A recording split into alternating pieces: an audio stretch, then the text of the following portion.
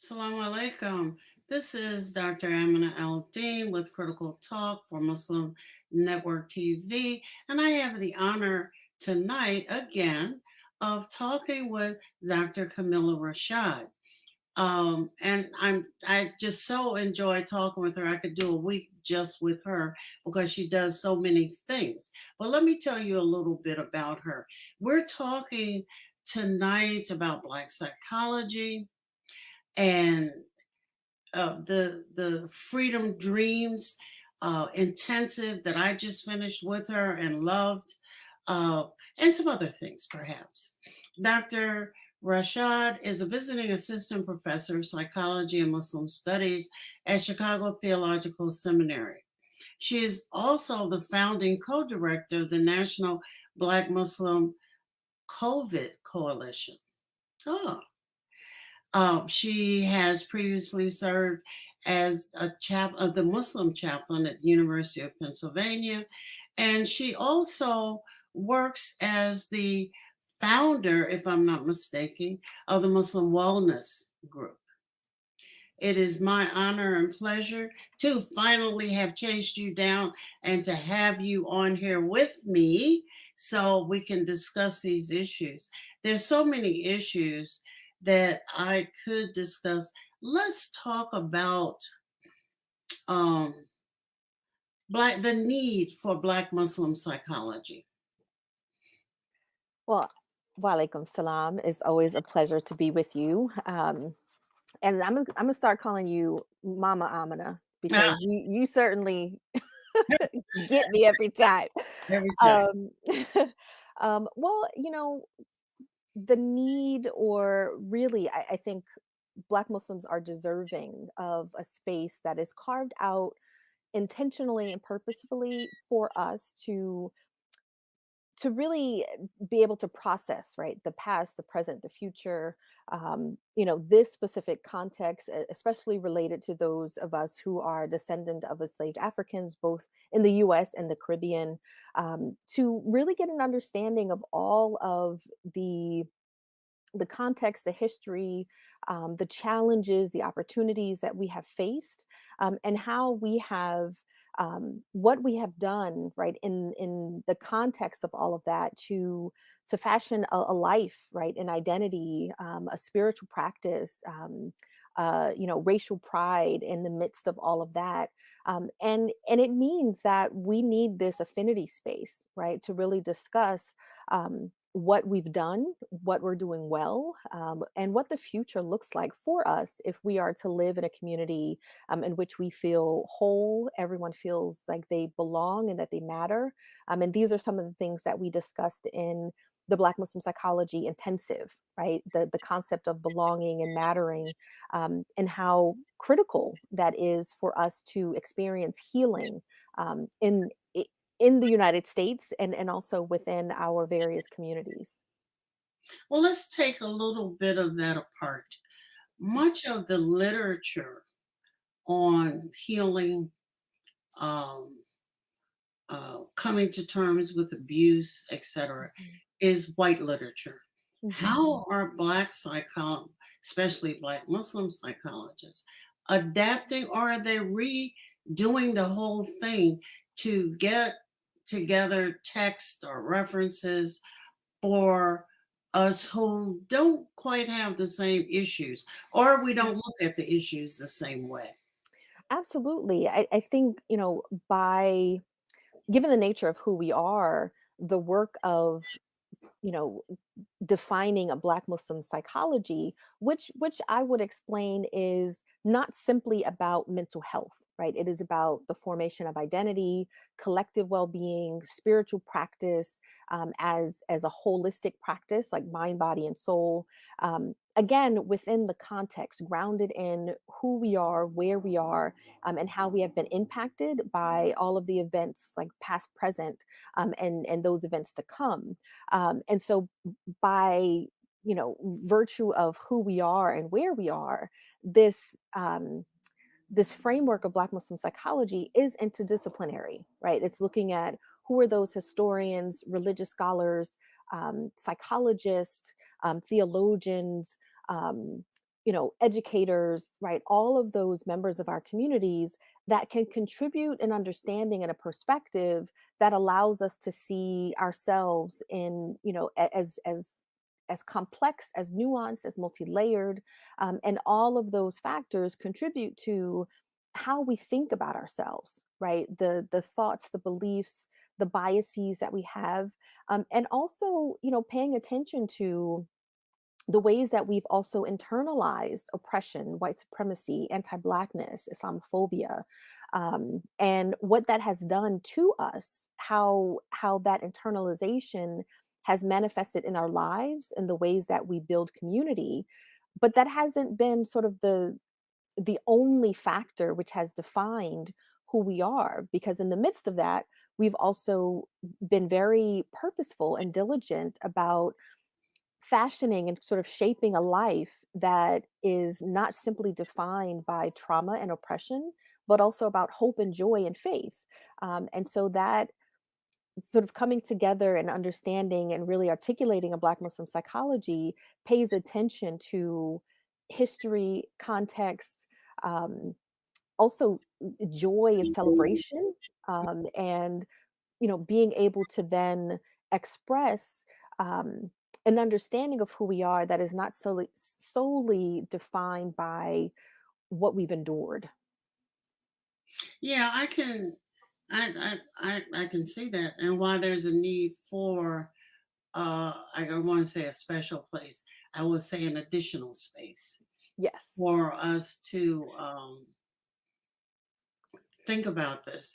I'm thinking of today, I think they talk about this boy who went to Kenosha with his AK something or the other Kyle rifle Rittenhouse. to shoot people, but also Arbery, the young man that was shot because he was jogging down the street. And Hmm. the judges in these trials are both buffoons. So it's hard to see things changing, Right.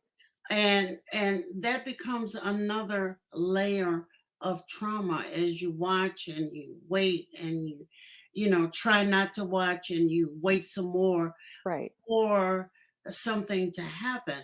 So in this intensive, and I'm gonna weave in and out here a little bit, Okay. I signed up for this intensive because, oh my gosh, it was an opportunity to be with younger than I'm Muslims. And then number 2, it was something I hadn't really thought about, Mm. participated in, but hadn't thought about, and that's these freedom dreams. Yes. The thing that unnerved me, and I hope you do it again, was it should have been 300 people clamoring at the door to get into the intensive. And it was an opportunity for intergenerational conversation. Hmm. Um, but tell me a little bit. I got Robin Kelly's book. Oh, excellent. Well, I'm a good student. I'm Yes, you are. um, and I'm appreciating he was bringing back to mind all of the things that provided the energy that moved Black people through generations. But I want you to tell the audience why was this intensive labeled Freedom Dreams? So, what we decided to do for the 2021 Black Muslim Psychology Conference is this the conference intensive, right? And so that responds to the question of whether or not it's safe to gather, and we determined it wasn't. Mhm. But we still wanted to have these conversations and not sort of condense so much of what we wanted to discuss into a weekend, right? So, so we Okay. wanted to extend this over 10 weeks. And the central question was, as we begin to think about our theme, which is Black Muslim freedom dreams, taking a journey beyond. So, beyond where we are now, right? Thinking about the pandemic of COVID-19, sort of a renewed sort of attention to racial violence, although that violence had been present, right, throughout our history.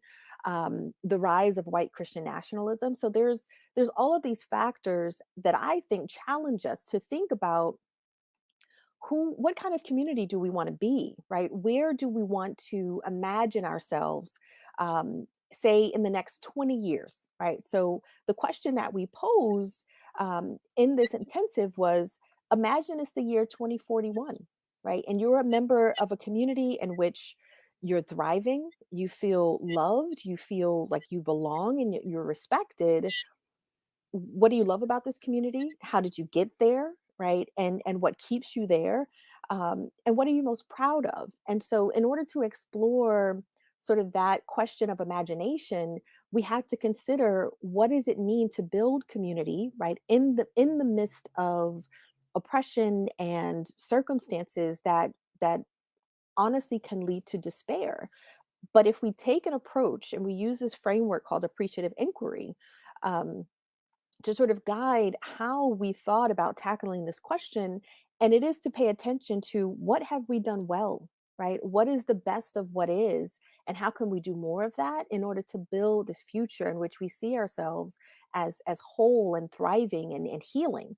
And so that required, right, this 10-week process of delving deeper into, what does community mean, what does freedom mean, what does liberation mean, how are we defining those really big terms, and how are we defining them in relationship to one another, and how we conceptualize what it means to be a part of a healthy community. Well, of course, I'm going to delve into. So, this was the only intensive I've been in when everybody was saying, I can't wait for Tuesday night to come. And I got to get there. And, we're putting off other things. And no, it's Tuesday night. You can't get anything else out of me because Yes. it's Tuesday night. Yes. So I'm going to take a quick break for a moment. You're welcome to have some tea or coffee or water, and we'll be right back. This is Dr. Aminah Al-Deen on Critical Talk for Muslim Network TV, and I'm having a wonderful conversation with Dr. Kameelah Rashad on Black psychology and freedom dreams.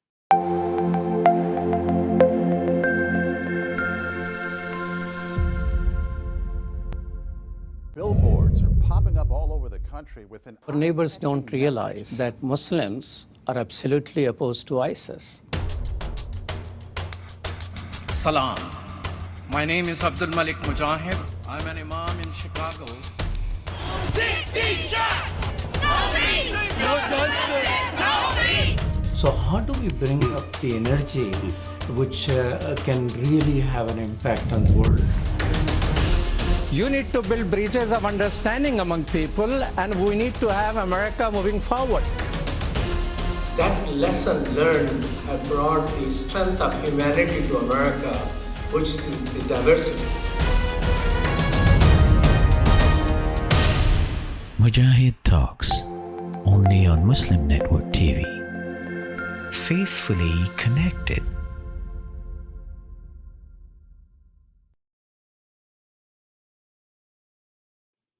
Assalamu alaikum. This is Dr. Aminah Al-Deen for Critical Talk with Muslim Network TV, and I'm in the midst of a wonderful conversation with Dr. Kameelah Rashad on Black psychology and freedom dreams. Now, you mentioned some things.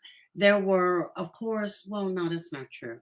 Every week it was great. So let me just choose and Okay. say one of the, I can't even choose one. Let me say, why don't you choose three? Because it was Uh-oh. belonging, it was feeling included in a community, Yes. it was being respected for whatever you brought to that community. There were issues with women in leadership. There were just so many things. I was never so excited for Tuesday. Well, part of I'll explain a little bit more about appreciative inquiry and the reason that we chose to use that framework from, a positive psychology strength-based model that really looks at, and instead of defining or using a problem-based sort of deficit approach, right? And typically that question sounds like, what's wrong with the community? How can we fix it? Right? So we've all heard that before. unfortunately, the drawback to using that kind of approach is that it focuses our attention on the deficit. It limits our imagination, right? Because we can become overwhelmed by just the number of issues and problems that communities are facing. And instead, it says, how do we appreciate the best of what is? Right? This is not ignoring what's problematic, but saying, how do we understand what we're doing well? Right? And the underlying assumption of that question is that we're doing something well, right? That there are strengths, there are gifts, there are talents within our community that if we can identify, if we can lift them up, if we can highlight them, and then do more of that, right? How can that also help push us forward? So to think of this strength-based sort of resilient approach then pushes us to ask, well, how are we defining a healthy community, right? What is a shared definition that we can use in which to compare, right? What are we doing well? Who's doing it? Who's involved? And so we started with understanding the four elements of sense of community Yeah. from Macmillan and Chavis, and that is looking at, what is the emotional connection, right, in that community? How are people feeling that around membership and influence, right? How are they thinking about their sense of belonging within that community?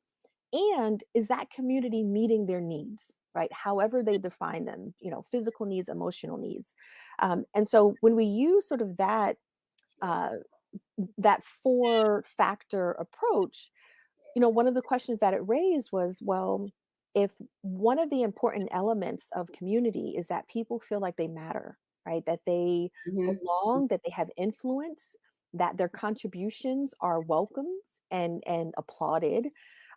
It raised the question about healthy community in relationship to women and children and youth, right? Right. And so if you have a significant number of community members who do not feel like their needs are being met, who do not feel that they have influence and that they're valued, can we call it a community? Can we call it a healthy community? But Um, on that point, right along, yeah. how is when imams are not asking that question, and there's no space for community members to volunteer and answer, how do we get to uh, that information? I'm thinking about there's some masajid, um, oh, well, they boast. We have 300 members. Mhm, Do you know them?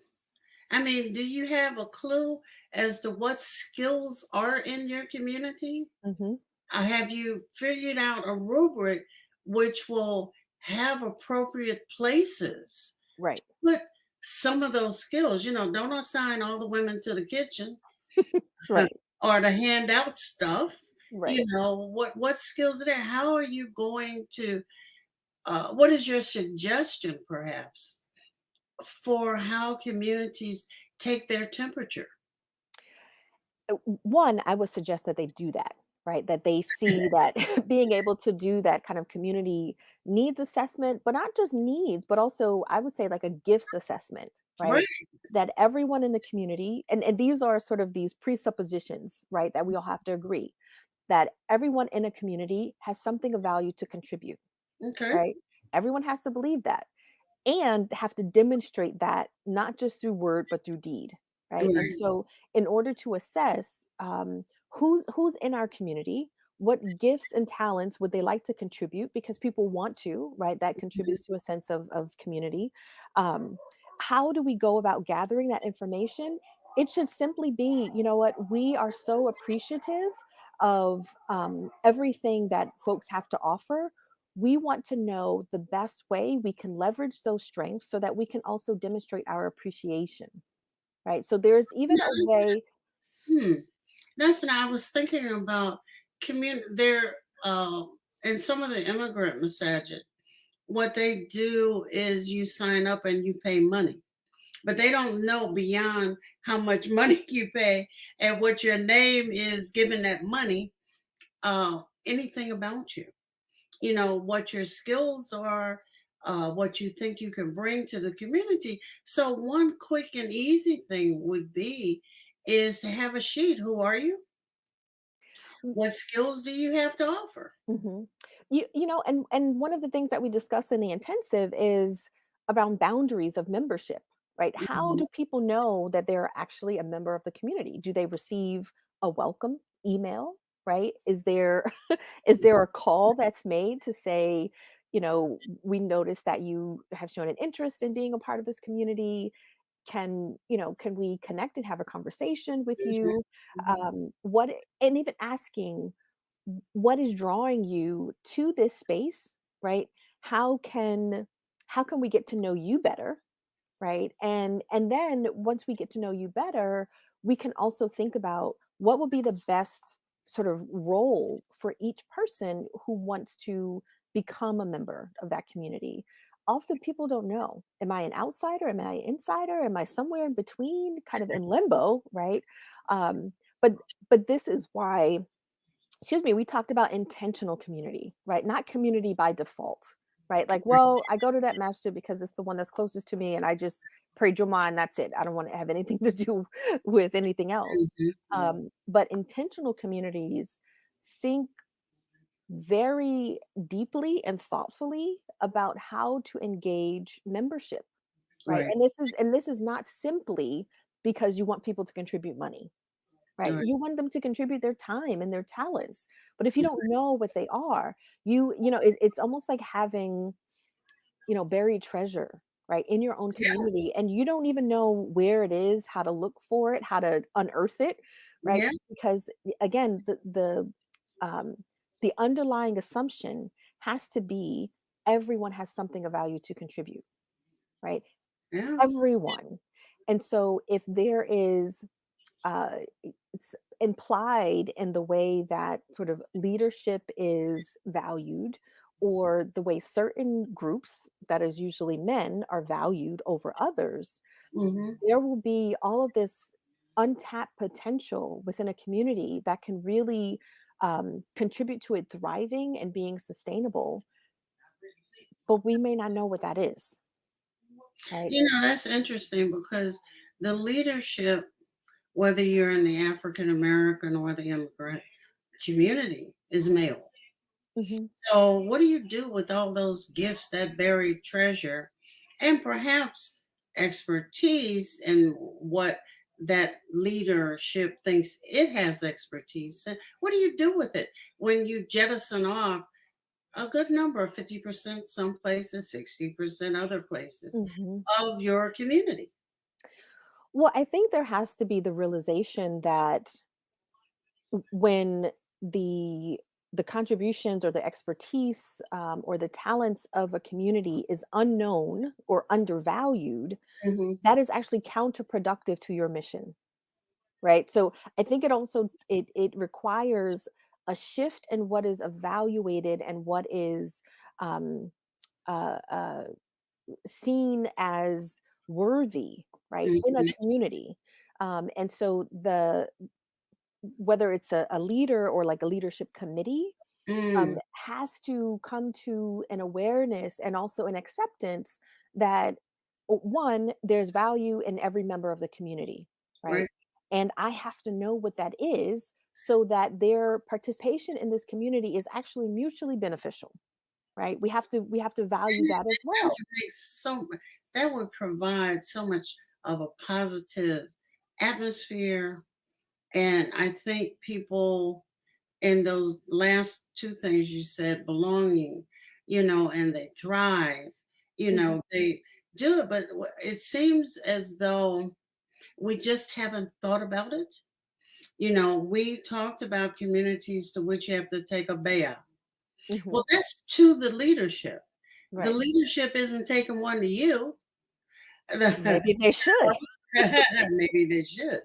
In other communities, there are all kinds of borderlines and barriers where you can tell that you don't belong to this community really by Right. language, by memories, perhaps Mhm. in some, Mhm. you know, um, lots of different ways people can tell you, oh, you're really a member, or Mhm. yeah, you're here. You're a visitor. So, get on. But I want to go, and I think that inclusiveness and belonging Mhm. are two important things, and you said a lot about them. Yes, yes. So we talked about again, kind of using a lot of what I wanted to do in the intensive was to introduce concepts that are based on within the field of psychology and mental health, but Hmm. has application right to how we think about healthy spirituality, how we think about leadership, and also healing, right? Because what another sort of presupposition or assumption that we have to accept is that people do not heal on their own, right? As an individual, we Yeah, heal in relationship, we heal in community. And right. so if the opportunities for folks to really engage in that process um, are very limited, right? Then what is that? How does that reduce the potential for them to continue to thrive over their lifespan? Mm, Right. And so this is why community is still very critical. I mean, we live in a society that would push us to think very individualistically, right? Like mhm, think about what you need to do and what's best for you. mm, But what's best for you is actually what's best for the collective, right? mm. Generally, right? Yeah, Um, yeah. so when we think about how pivotal a role the community plays in the life and in the health of each individual member, we will probably pay more attention to that, right? Mhm, And so this idea, one of the concepts that I introduced was the seven principles of belonging, and that's really thinking about one again this idea of membership, right? How do people know that they're in? Um, how do we talk about our origin stories? Right? Like, how did this community form? Who was a part of that? yeah. What was the issue that this community was seeking to address, right, in its formation? Um, what are some of the rituals and sacred spaces that contribute to that community being able to tell its own story? Right, instead of being defined by others, there's really a focus on self-determination and self-definition. Mhm, um, and mhm, so when we think about the principles of belonging, and how that again, in the absence of intentionality, mhm, right, we will find that there is either just kind of a neglect, right? A benign neglect. There's an erasure. There's the inability to actually continue to to imagine that community in the future, right? What would be the mechanism by which that community would be able to continue, right? If there's no origin story, there are no rituals, right, right. there's no definition, right, of who we are. It dissipates, right? It Yeah. just kind of dissolves, right? Either organically or it's Mhm, forced. There's a disruption, right? So in the context of Black Muslim community building, we also have to talk about the external threats that seek to disrupt, right? That effort to be whole, to heal, mhm. to really think about sovereignty and safety, right? How do we create a space for ourselves in which we feel protected and nurtured and valued, right? Well, that's interesting that you mention the sovereignty because sometimes there are outside forces, but there are also inside forces. Yes. As if people don't really want to reveal who they are, Right. and thereby they kind of prevent. I mean, you don't have to tell your worst story, but the thing about it is you prevent the best of you from Yes. coming in, getting acknowledged and being pushed forward, which may prevent a relapse for you. Right. Right. And that speaks to again, there's in relational cultural theory, there's this idea of the central relational paradox, right? And what that means is that we all, right, as human beings, we crave being seen and understood, right? We want those relationships in which we feel like there's no facade, right? We can be who we are. Yeah, However, we're so afraid of the vulnerability that requires, yeah. right? We're afraid of being hurt. We're afraid of being taken advantage of and manipulated, Mhm. traumatized, perhaps. And so we hide, right? A lot of aspects of who we are out of fear of that potential danger.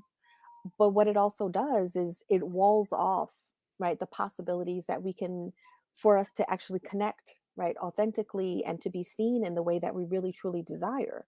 And so, in a healthy community, there's, especially for Black Muslims, um, there's being mindful of the external threats, right? Whether that is surveillance, that is entrapment, that is um, infiltration, right? All of that, we Mhm. know this is not conspiracy theory. This is fact, right? It's what has happened to us. Okay. Um, and at the same time, because of the internalization of notions of Black inferiority, of oppression, we have to also be on guard for the ways that we can replicate the structures internally that are damaging us, Yeah. right? And so that looks like misogyny, that looks like sexism, that looks like colorism, right, within a Black community. Mhm. That looks like valuing some over others for based on whatever kind of metric of desirability. Um, and so when we have both the external threats and then the internal strife, right, kind of rubbing, we Mm. have to have very clear ideas and ability to articulate what our vision is, right? What is our purpose? Because it is the purpose, and it is the purpose that will allow us to take a step back, right? When people are getting on each other's nerves, and then you got, all of the conflict that will inevitably emerge. Mhm. What are we striving to do, right? And we talked about in the intensive, the Black Muslim freedom dream sort of framework is to think about, what is our destination, right? That is freedom, that is liberation, that is healing. Mhm. um, and the route that we wanted to consider, um, in order to reach that destination, is appreciative inquiry, right? Being able to identify those strengths and the resilience and the joy and just the remarkable courage that we have as Black Muslims to create life for ourselves, and to think of ourselves as the guide. Like so many of the movements that we talked about, part of the external threat was often the threat of Arab hegemony, South Asian hegemony, people telling us that we were not legitimately still Mhm. there, right? Mhm. Telling us that we are not authentically Muslim. We don't have a legitimate claim, right, to Islam and to this deen. So we have to see ourselves as the guides we need in order to get us to our destination. And then finally, we talked about our North Star, right? In that journey is Allah subhanahu wa ta'ala. It is the example of the Prophet Muhammad, peace and blessings be upon him. And so when we feel lost, we feel disoriented, we feel, the pressure of others who are questioning our ability to be free, right? We turn and we hold on to our faith and relying on Allah subhanahu wa ta'ala to get us to where we need to go. Um, and within all of that, right, looking at our destination, the route that we're going to take to get there, you know, having pride in our own capacity and competency, right, and ability to get to that destination, and that Allah is always, right, the divine that we look to, in order to say, one, yes, there are going to be internal strife, there's going to be external threats, but we believe in a higher power, right? We believe in a God that's greater than all of that. And so how do we make use of that faith? How do we make use of our own intellectual capacity, right? Our brilliance, in order to carve a path for ourselves that we may not see, right? And I shared this with my daughter. I was like, we have to think about planting the seeds of a tree in which we will not sit under its shade, Oh, yeah. right? That is how we think about sustaining, right, and building a future. And so in the midst of that, as we create, as we experiment, as we um, think about the joy and the love that we feel in each other's company, all of that is healing, right? It doesn't just look like one thing, but the healing is in our striving together. I agree. We're going to take another quick break. And I want you to think about one of the things, and oh goodness, I think I've turned it on twice this year. I was listening to Fox News Ah, because I wanted to know what was going on about critical race theory and what are parents, school boards saying. And they had a um, piece on there that they did about one particular school board, and I think it was in Ohio, and I'm not remembering everything. Mm. But one of the things that this white mom said was, I don't want my child to be taught that he is an oppressor. And I don't think other mothers want their children taught that they are victims. Mm. And some of that kind of belied, she doesn't have a clue as to what American education is or what makes it run, but that's a different issue. The other thing is back to intentional communities. Mhm. But think about that. How do we form them? Because some of the older Yeah. communities are not going to change. They're going to remain as unhealthy as they are, but we want to move. Wait, now, now, if we were going to think in a positive sort of frame of mind, right? Okay. It's Now, also and the positive part of that is moving ahead. This is absolutely. Dr. Aminah Al-Deen with Critical Talk, talking with Dr. Kameelah Rashad on Muslim Network TV, and we'll be right back.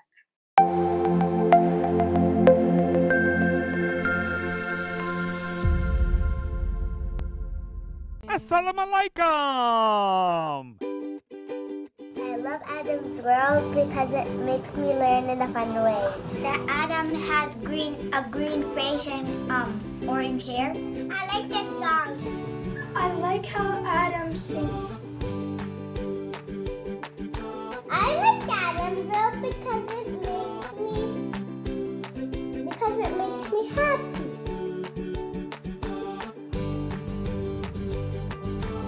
What? No. No. No. And here's Adam and here's Anissa. Adam is and his sister. Adam is a boy and he is really smart.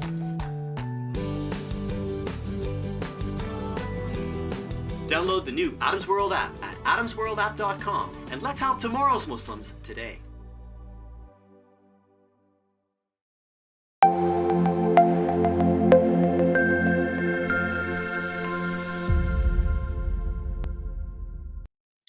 This is Dr. Aminah Al-Deen on Critical Talk for Muslim Network TV, and I have the honor, the special honor, of speaking with Dr. Kameelah Rashad, and I am going to make steam come from under that scarf in a minute. I left you with thinking about how we form intentional communities, and I'm keeping all of this positive. You burn a lot of energy trying to change one kind of stone to something that's more pliable, when you could just put your efforts into formation, taking the good, where it lies, but not ramming your head up against a brick wall. I can't hear you. So this is what I love about appreciative inquiry, right? That it shifts our attention away from, not away from, but it focuses our attention on what we're doing well, right? And so if we think about in a community what we're doing well and who is a part of that effort to make the community better or improved in some way, then that becomes those individuals, right, who make up who contribute to that effort towards improvement, then become the focus, right? How do we give them more resources? How do we give them more agency, right? How do we step back perhaps so that those who are capable in a particular way can step forward? And so part of, when we think about the communities that are existing, right, and we sort of lament how rigid or constrained they might be, how they're perhaps not living up to the stated vision and mission. What we can do is say, well, how do we build with like-minded people, right? So that we don't become consumed with what is going wrong, right? But And that's so why you leave them alone. because you have a whole notebook full of stories Yes. where people, young people, especially your age, and I'm calling you young. Thank Smile. you so much. I know. Um, have tried. They've Mhm. tried to go and they've tried to do this, and it ends in frustration. Yeah. So one of the things that we had was the third spaces, Yes. right? And those third spaces are still striving. Mhm. You know, when I lived in Chicago, my living room was one of them. Mhm. And I, sat in the kitchen and listened. Oh, come on. No, no, no, no, no, no. You only get old stuff from me. Let me hear what you have to say. Mhm. And I learned a great deal. I learned, and this was before the pandemic, of course, and I learned how they were thinking about both history, Mhm. mission and vision, Yeah. etc. And quickly coming to the conclusion we've bumped our heads far too many times. Mm. And it's such a drain on our souls Mhm. that we need to do something different.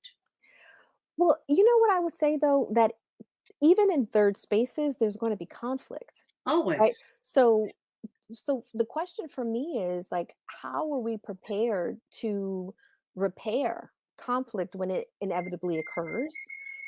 And what is the concerted effort that's being made to bridge some of the misunderstanding, the miscommunication, right? The divide between younger and elder. Because you need both in a community, See, right? that's why I wanted everybody, and I should have been the spokesperson for Freedom Dreams. It was a perfect venue for that young and old conversation Hmm.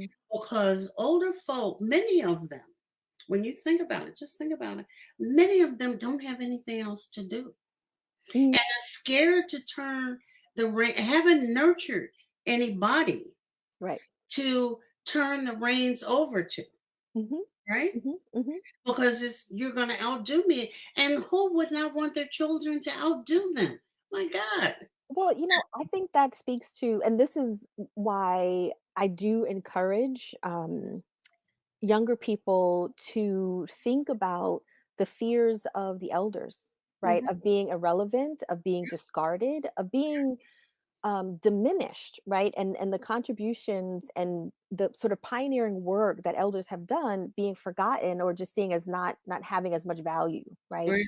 And so I think there's also defensiveness around ingratitude or what is felt to be ingratitude, and lack of empathy and understanding, right? When I think about what it meant for my mother to become a Muslim in 1977, right, and to change her name and her style of dress, and like this was huge, right? Yeah. And I don't think that perhaps my generation or younger may take for granted, right? Certain even abilities, right? Like you still might be discriminated against because you're wearing a scarf, right? Mhm. But back then, to make a decision to completely change one's way of life. This wasn't just, oh, I'm a Muslim, right? You're completely changing your way of life.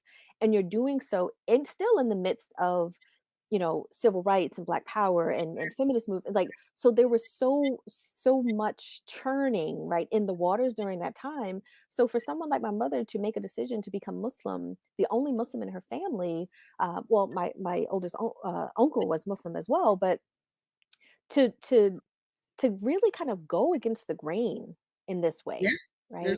right? Was I think the depth of the courage that it took is not well understood. Well, Right. it may be that the folk who went through it don't understand it either. They can And tell you about it when cornered, but prefer right. to let it ride. But there's also one member of our class spoke about, well, we're all individuals now. We're on social media, Hmm. but my kids don't play with other Muslim kids. Right. I go to Juma and I come back home to my family. Hmm. Hmm. Muslim men don't have. I asked my husband about this. I said, why don't y'all have a football club or a basketball club or a skating club or bowling club. Mm-hmm. And I remember when women used to have all of those clubs, plus some, not Mm-hmm. particularly those sports, but Muslim women don't do that either Right. anymore. Right. Everything is a special thing, but also the elderly in the communities across the board are not well taken care of. That is true. They're left to live and die alone, Mm-hmm. some by starvation. One man, I know by himself, was eaten by his dog, Oh my. um, Wow. in Philadelphia. Oh no. But people are just left. Well, but then And somebody will say, "Oh, don't you remember Sister so and so? Well, she died." but see, but I think again that speaks to how critical the role of community is, Mhm. right? And so Healthy while community.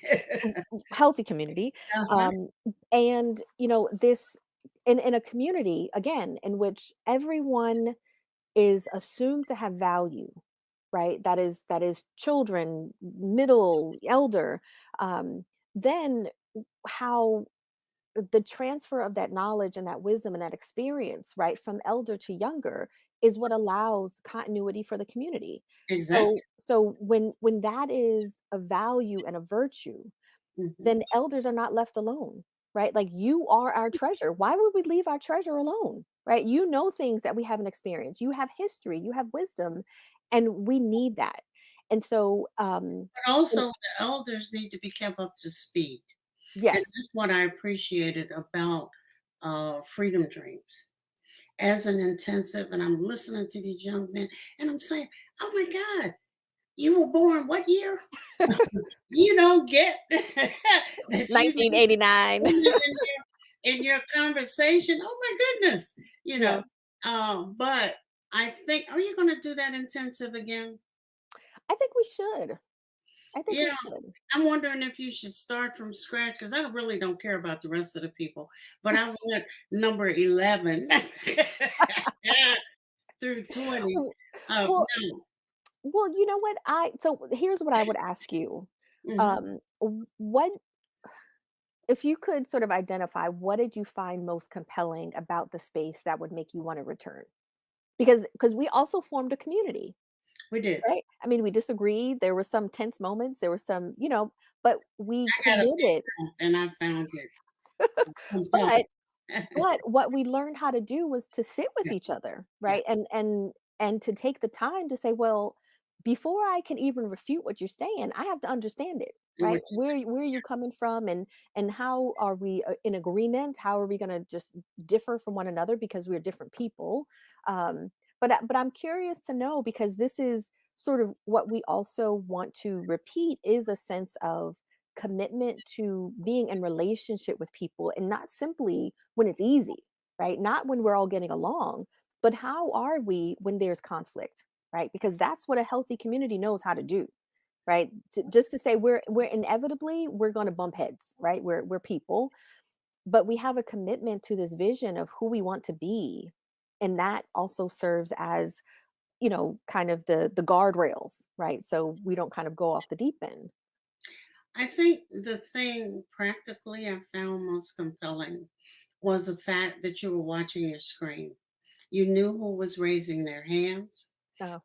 For the most no, that's important Mhm. because some people get so into reading their PowerPoints that they haven't paid any attention to their audience. Mm. Who's sleeping, who's, oh my God, what is she talking about? Or any of those things. I think for the most part, the slides had a minimum of information and then you're talking. One Mm. of the problems often with Zoom is people write their whole lecture on the slides Right. and then they read them to you. Nobody So likes it. this worked a little differently and it was engaging. Mm. Okay. Yeah, and that there was plenty of time. I think a couple of times, maybe more than a couple, we went overtime. We were so into it. Mhm. And your family was saying, like, "Mom, are you ever gonna get off that computer?" Right. Um, but it was engaging. I mean, really, really engaging. And I would implore you to think about doing it again, and for the invite back those who have taken it, because now that they've digested and they can Mhm. go back and see themselves in the videos that were produced, I think that they would have a lot to say. But I'm just shocked. I thought the class was going to be huge, and that I was late because I forgot, and then I'm rushing, and then I forgot about Tuesday. But once I locked into Tuesday, I was locked in. Well, you know what so I didn't anticipate that it would be a large group, right? And I prefer like more, smaller and intimate, but this is also, I mean, at least I felt that there were some conversations in which people really felt heavy, right? And not heavy in terms of like a burden, but that there's an awareness, Yeah. right? There's a process of reflection that also is required when you're thinking about intentional community, which means that you have to think about yourself, right? Yeah. Like are you a healthy contributing member to a community, or are you the person that causes causes conflict, causes strife? Well, Me. no, that wasn't you. But I But think that is important, because one of the things that happened in that community was we had one participant who just didn't get some things, mhm, and the community was uncompromisingly patient, yes, and they didn't have to be. right. They could have called him out, they could have done all kinds of things, but they purposefully chose not to. Yeah. And then we had some revelations, so to speak. Uh, Mhm. uh, I've always felt not respected, not considered, not, Yeah. you Yeah. know, a part of, or not even being valued for my expertise, which it took Right. me a while to get. And that was listened to and Mhm. heartfelt by both the men and the women Yes. there. So Yes. those are all the things I loved, which Yeah. means you should do it again. I hear you loud and clear. I know it's hard. 10 weeks, Yeah. is But a I lot. think these so for me, my prayer is that these are the seeds that will help others. Then, if you share the information that you've gained with other people, right? And whatever way you understood it, then that means more people are talking about, no, community includes how we belong, how we matter, how we feel valued, um, Mhm. and how we begin to think about healing in the process of being in relationship with one another in a very purposeful way, right? And seeing the worth of each individual member, right? And so when you say that there are folks who were uncompromisingly sort of patient, it is because we Mhm. felt that there was value to everyone in the room. See, that was, I'm sure, your goal in an intentional community building exercise. And Mhm. I'm going to ask you this as a parting shot. God Uh-oh. willing, I'll catch up with you again. Um, Dr. Kameelah Rashad is Yes, ma'am. one person. Are you Yes. going to let him burn you out? Can you lecture everywhere No, I and do cannot. all the wonderful things that you do? Mhm. How are we going to keep you healthy? I would say in two ways, really quickly. Um, Ensuring that there is sufficient resource, right, for even the sort of the production of knowledge, and that again speaks to value and worth. And so, in knowing how um, labor intensive, right, this process can be, right, of getting people to feel connected and to feel valued and to feel seen. um, do we devote sufficient resources, financial resources, right, to making sure that happens? And for me, it's also, how do we kind of train up a cohort of people, right, who are able to speak to these concepts and then able to um, uh, invite others in to the conversation, right? So that we build a critical mass, we build momentum around this way of thinking, right? Around Black Muslim psychology, Black Muslim freedom dreams, that we really want to consider this question of who are we in 2041?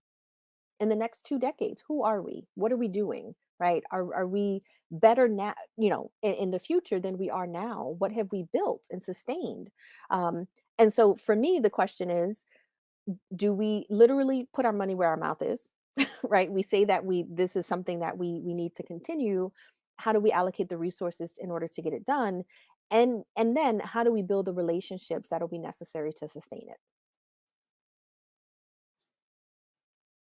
Oh, now I think you're on mute. I can't hear you. I will be better when I have my second intensive. Okay. I look, it's heard loud and clear. Okay. However it is I can help you pull that off, just call on me. I And certainly I want will. to thank you from the bottom of my heart. This has been such a wonderful, quick 56 minutes. Yes, it has. And Alhamdulillah. I'm telling you. So this is Dr. Aminah Al-Deen for Critical Talk. I have had a wonderful, but always too short time with I know. Dr. Kameelah Rashad, who still owes me a cake, but she'll get over it. I won't. And I will see you all next time. Salaam alaikum. Wa alaikum salam. Stay on.